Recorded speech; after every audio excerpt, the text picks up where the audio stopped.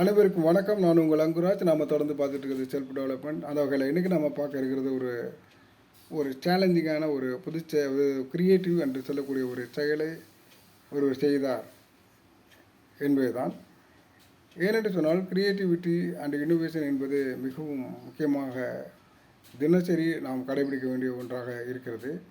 என்னவென்று சொன்னால் திரைத்துறையில் உள்ளவர்கள் சிறிய படங்களை வெளியிடுவதற்கு அவர்கள் மிக கடுமையான போராட்டங்களை அவர்கள் சந்தித்து கொண்டிருக்கிறார்கள் என்று பத்திரிகை செய்திகள் கூறுகின்றன.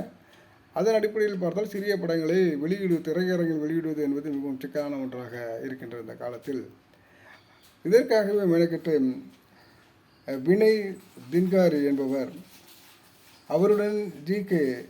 திருநாவுக்கரசு என்பவர் இருவரும் சேர்ந்து ப்ரொடியூசர் பஜார்.com என்ற ஒன்றை உருவாக்கினார்கள். இதில் சிறிய படங்களை மிக எளிதாக ஓடிடியில் வெளியிடுவதற்கு ஏற்ற ஒரு தளத்தை, ஒரு பிளாட்ஃபார்மை உருவாக்கினார்கள்.